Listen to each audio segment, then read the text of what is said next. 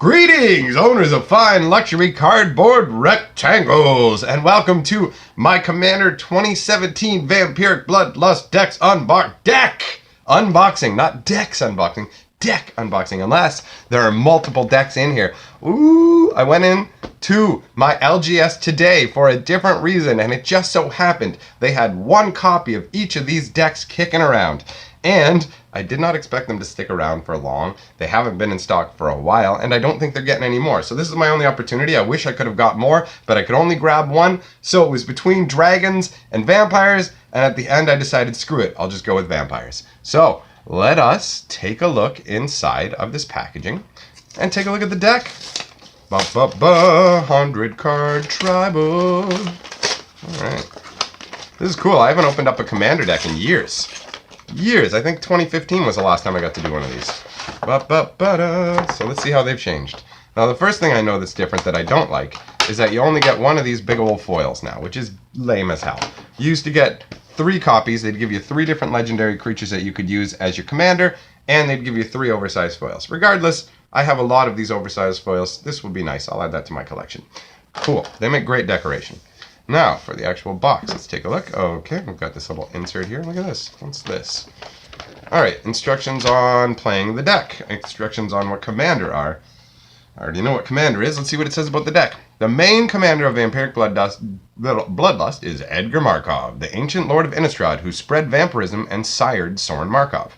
The vampire deck's primary focus is draining life from its foes, but it also excels at an all-out assault by making swarms of smaller creatures. Edgar Markov, while a complex and ancient character, is a card with a simple goal. Play vampires and attack. He can add an army of vampire tokens to the board through his Eminence ability, granting them all a boost in power when he enters the battlefield. As a commander, Lycia's Sanguine Tribute is more focused on the life-gaining aspect of the deck, and you'll want to make sure you keep a way to gain some life should she die. Remember that her ability also reduces the additional mana it costs to cast her multiple times from the command zone. Well, that is nice. Mathis Fiendseeker excels at the political game as a commander. Use his abilities to make allies, sitting back and gaining life while incentivizing your opponents to look elsewhere. In general, the vampire deck looks either to eliminate an opponent quickly or to slowly drain the life from its foes. Sitting at a high life total can afford you a great deal of flexibility as the game stretches on. And you'll want to leverage that ability to set up devastating attacks with hordes of undead. Alright, what else do we have on here? Just telling you how to play commander. And on this side, we have, a story about Edgar. Is that what this is? Let's take a quick look here. Yeah, okay. All right, cool. Well, I'm not gonna read all this out here. It's not story time, so we won't worry about that. Okay, in terms of the boxes, well, they've changed this since the last one. The previous commander decks that I had received had a weird sort of folded cardboard insert. So this is different. Can't say. Actually, you know what? I think this is better. Okay. Look at the size of that, man. Normally when you get to open a product and you're opening a deck, it's not normally this thick. So thick and juicy! And it has Edgar on top. Wow, look at that, guys. Look at the card quality difference. Or card color difference in the top right there. Is that all the rares? Why is that all white up there? Let's find out. Alright.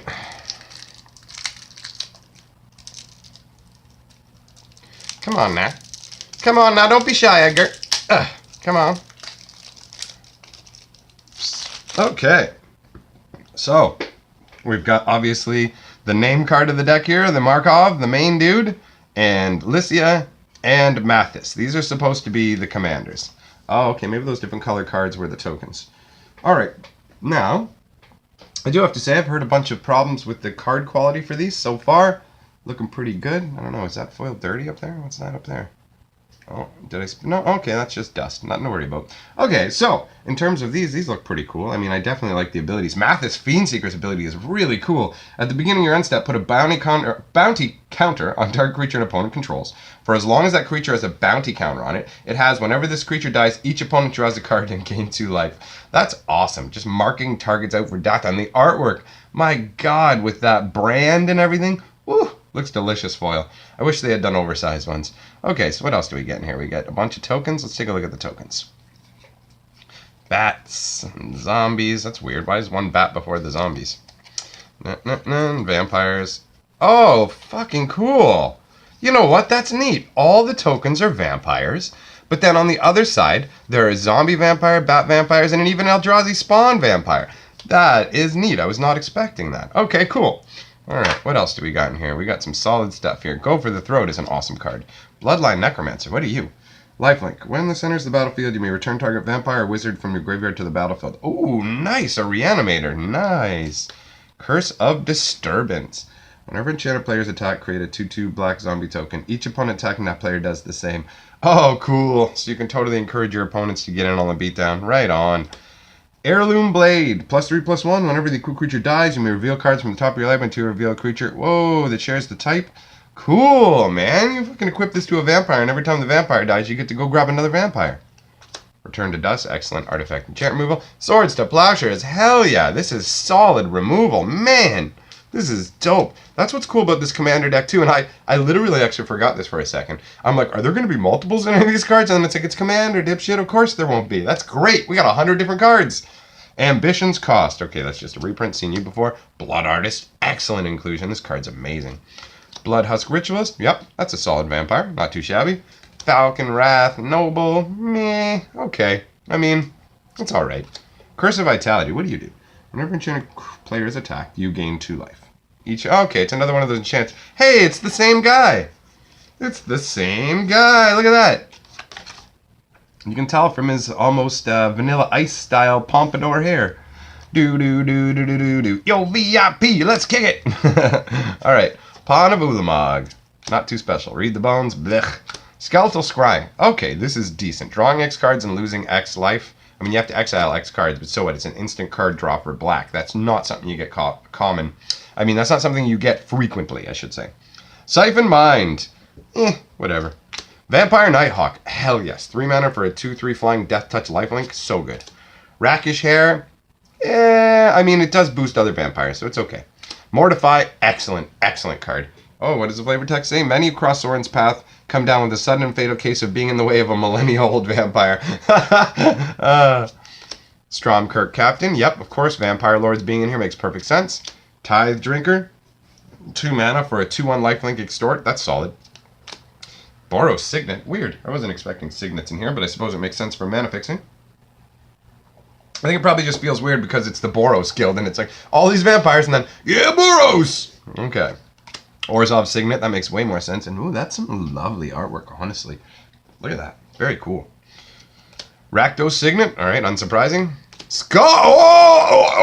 Oh my god, Skull Clamp? Fuck yeah! This card's amazing. They put that in here with your commander who makes 1/1 tokens. That's busted good. Oh my god. Sol Ring! Yeah, I knew you'd be in here because the Sol Rings are always in these decks. So awesome that they include that. Oh, cool, and it's got the Eldrazi mana symbol now. Dope. Worn Power Stone, another amazing mana producing artifact. Cool, updated as well. Okay, what are we doing? Oh, 1 swamp. Weird. Okie dokie. Confusing. Is that to divide out the rares? Here we go. Let's get into the rares now. As Kindred Boon enters the battlefield, choose a creature type. Put a divinity counter for 2 mana on a creature with the chosen type. Each creature... Whoa, this is sweet. You put it out and you can make indestructible creatures. And it looks like a magical... Is that a magical vampire lady or not? It's a lady riding like a caribou. Is she riding a caribou? Oh my god! Oh, dude, I loved Caribou Range back in the day. This is so cool. Oh, Teferi's Protection. This is the one that I know is the big money card from the deck. Until your next turn, your life total can't change, and you have protection from everything. All permanents you control phase out. Exile this card. Wow. Wow. Wow. And look at that artwork. Oh my god, that's so cool. Teferi's so pimp.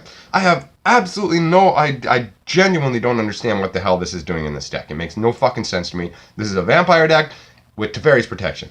What? Somebody explain that to me. Whatever. I mean, it's an amazing card, don't get me wrong, but what the hell is it doing in this deck? Karu Mind Eater. What are you? 3 mana for a 1/3 menace. Whenever it deals combat damage to a player, that player exiles a card from his hand face down. You may look, whoa, and you can play them? Oh, sweet, dude. It eats their hand and you get to cast the stuff? That's dope. And you're playing a 3-color deck, so you got a decent chance of being able to cast it. New Blood. Oh, look at her with her striking red hair. She looks nice. As an additional cost to cast New Blood, tap an untapped vampire you control. That's going to be easy to do. Gain control of target creature Change the text of that creature by replacing all instances of one creature type with vampire. What? Oh my god, that's so flavorful. This is straight up somebody draining someone and turning them into a vampire. That's why you gotta tap the vampire, because you literally send them, go turn that dude into a vampire. That's so dope. Oh my god, I love when they nail the flavor. Oh, and look, he's got a cup of blood too, so he's just been changed, and she's saying, now isn't that better? And it's Olivia Voldaren. Oh my god, this card is such a flavor win. I love this. Patron of the Vein. What do you do, buddy? 4/4, 6 mana flying. When he enters the battlefield, destroy a creature your opponent controls with no restrictions. Hell yes. Whenever a creature your opponent controls dies, exile it and put a +1/+1 counter in each. Whoa! Holy shit, on all your vampires? That's amazing. You get to kill their best creature and grow all yours by casting him? That's so wrong. Bloodsworn Steward. 4/4 flying for 4. Nice already. Commander creatures you control get +2/+2 and have haste. Oh, cool! This could go in any EDH deck. It doesn't even matter. My liege will lead and I will follow to the battlefield, to the grave, and beyond. Yes, well done. Holy crap. And just like it's standing there holding the flying. I shouldn't say standing, flying there, hovering, holding the reins of the steed. Oh my god. So cool. Crimson Honor Guard. What are you? 5 mana, 4/5 trample. At the beginning of each player's end step, it deals 4 damage to that player unless you... Oh, cool. If you don't have... Ew! Ew, it does 4 damage unless you control a commander. This is going to be insane in the King Cube. You can't have a commander in the King Cube. This thing's going to be 5 mana for a 4/5 trampler that at the beginning of each player's end step smashes them. I mean, it'll hit you too, sure, but you get to decide when it happens. Oh my god. Oh. Man, I'm so glad I picked this deck up. Disrupt Decorum, 4 mana. Goad all creatures you don't control. Ha! That's fun. And look at the flavor. Look at the flavor on this. Oh my god, the entire feast is going buck nutty. Love it. Kindred Charge. Choose a creature type. For each creature you control of the chosen type, create a token that's a copy of that creature. Those tokens gain hit. Wow, you just double your army for a turn? That is really nice. Doesn't make sense why it's a goblin card in here. I gotta say, there is a little bit of that weirdness where some of the cards they have in these decks don't feel like they fit the theme at all. Like, I mean, clearly this works with any tribal deck that has red in it, and vampires or whatever else, but it's featuring goblins, and the vampires, these aristocrat vampires don't seem like they would be consorting with goblins. Blind Obedience, okay, this is a pretty solid reprint, and honestly fits the flavor of vampires pretty well. It involves taking life from your opponent and slowing them down, so that's going to work good in the aggressive strategy. Fell the Mighty. Now this is an interesting one. It'll work well. You can wipe out everything bigger than your 1/1 tokens and then swing in with them, so that's decent. Anawan the Ruin Sage is so good in this deck, clearly. You have to sack a non-vampire creature. Well, all your creatures are vampires, so only your opponent's going to be getting nailed by that. Black Market. That's an interesting include. Whenever a creature dies, put a charge counter on it, and you get mana equal to the number of charge counters at the beginning of your main phase. Interesting. Very interesting.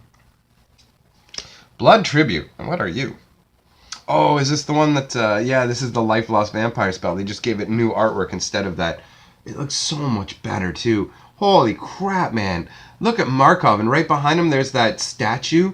And the statue, the blood is actually coming out of the neck. What a cool idea on a concept of a water fountain, but with blood instead. And it's straight up coming out of the throat. Wow. Blood Lord of Vazgoth. I remember him from when he came out originally. Excellent include in a vampire deck. Blood Baron of Vizkopa. Also really, really solid. Very cool include here. Glad to see this in the deck. Butcher of Malakir. Hell yes. This is the Call to the Grave, basically. Not Call to the Grave. What am I talking about now? Grave Pact. This is like a vampire Grave Pact flying around on wings. So awesome. Captivating Vampire. Oh yeah, this is cool. This works like that sorcery where you straight up like steal people's creatures. Tap 5 vampires to permanently gain one of their creatures, and it's a vampire. Love that. Consuming Vapors, very cool. Conceptually, I mean, yeah, it is like an Eldrazi kind of card, but just the fact that, the vampires do obviously exist by eating people, it totally works. Damnable Pact. Target player draws X card and loses X life. Yep, totally fits in here. Dark Imposter. Oh, this is cool. I really like this vampire as well. 6 mana to straight up remove a creature from the game, and this guy gains their abilities. Oh, God. I have him in the cube. Love him. Drana is excellent. Vampire fly. I mean, 5 mana for a 4/4 flyer is pretty solid already, but the boost and also killing your opponent's creatures or weakening them at the same time is really strong. And she's just a sexy vampire. She looks really hot. Malgear Blood Witch is amazing. Same thing as before, 5 mana for a 4/4 flyer, but it's got Pro White, and when it enters the battlefield, your opponent loses life equal to the number of vampires you have, and you gain that much life. It's so swingy. Sangromancer. I've never been a big fan of Sangromancer. I know people like her. I don't know. This card's never turned my crank. Sanguine Bond. Hell yeah. That card's dope as hell. It's cool that they're reprinting it in Iconic Masters as an uncommon as well. Get more out into circulation, because this card had gotten up to being too expensive. I really like the concept behind this card. Skeletal Vampire. Cool, man. We're really reaching for a bunch of different vampires, and this is a really flavorful one that creates bats, and you can use to generate even more bats, and regenerates by sacking bats. Underworld Connections. Definitely sounds like something vampires would have. Dope. Excellent card draw. Vein Drinker. Yeah, here you go. This is a vampire you're not going to see in a ton of vampire decks unless they're playing black-red, but it's pretty solid. I mean, it can fight anything, and it grows as creatures die. So you can pick off the little wangs, get it bigger, and then start eating their bigger guys. Huh. Outpost Siege. I was not expecting this at all. Yeah, okay, whatever. Crackling Doom. Okay, I like this card. This is pretty solid. Sacking a creature. They have to sack their biggest creature and take 2 damage for 3 mana. Oh, it's each opponent. Oh, God, I'm so used to evaluating cards for 2-player games. This is so much more exciting in a multiplayer game. Merciless Eviction. Oh, look at that. Look at the way they changed the text box. God damn. That looks so much nicer. I love this. The other Merciless Eviction does not look nearly as cool. I love the way this text box looks with all this empty space. Oh, very nice. Blade of the Blood Chief. Oh, yeah. Solid include for a vampire deck any day of the week. Door of Destinies. Unexpected, but excellent choice for a tribal deck. God damn, Door of Destinies is great. Well of Lost Dreams. Well, now, this is one I would not have expected to be included. However, with the amount of lifelink creatures and ways to gain life the deck has, it certainly seems like an excellent fit. And have we made it through? Have we got... Oh, cool. Shooting Star Land. I like that. Oh, yeah, they included nice artwork lands for this, too, like the Rebecca Gway lands. They're not foiled, of course, but so what? Oh, okay, here we go. Now we'll move these basics off to the side and see what else we got. Path of Ancestry. It enters the battlefield tapped. Tap it to add 1 mana to your mana... add to your mana pool 1 mana of any color in your commander's color identity. When that mana is spent to cast a creature that shares a creature type with your commander, scry 1. Interesting. Okay. Huh. Very, very particular wording, but very cool in a tribal deck. Akum Refuge. All right. 2 different colors of mana plus that life gain to trigger things like the well. Interesting. Are these just functionally identical? Are Bloodfell Caves and Akum Refuge the exact same thing? Huh, they are. They're exactly the same. Interesting. I had no idea. What else do we got in here? Bajuka Bog. This is great because it smokes an entire graveyard out of the game. These kind of bounce lands go excellent in terms of being able to return these lands to your hand and play them again to gain some more life, so I like that. Cinder Barons. Okay, so there's a lot of whatever. Oh, cool. Command Tower. Gives you 1 mana of any color of your commander's color identity. This is so good for commander. This is obviously an amazing EDH card. Evolving Wilds, yeah. Mana Fixing, okay. Forsaken Sanctuary, whatever. Kabir Crossroads, another life gain land. That's nice. Oh, Nomad Outpost. All 3 colors. Perfect. Opal Palace, another specific commander land. Wow, this is cool. They're including all these. This one does pay 1, add 1 to your mana pool, 1 mana of any color in your commander's color identity. If you spend it to cast your commander, it enters the battlefield with a number of +1/+1 counters equal to the number of times it's been cast from the command zone. Oh, very cool. Very cool. Another bounce land, Guildgate, Carnarium, another Guildgate. Okay, it looks like all these lands are just going to be the multicolored lands that either give you life or just produce 2. Okay, so, wow, you know what? Honestly, this is really cool. There are so many rares in this deck, like tons and tons of rares. The amount of awesomeness in this deck totally makes it worth it. I'm actually going to keep this together and play with it because this is really neat. I want to see it in action. So, my friends, thanks for coming by and checking out the unboxing of my new commander deck. And now, when people ask me, like Jonathan Knight did today, do you have a commander deck, an EDH deck? I can say, yes, I do. And it's ready to go. Shovel them up and let's play, friendos. See you next time. I play Magic at Phoenix Rising, and together we are the 6-color Magic.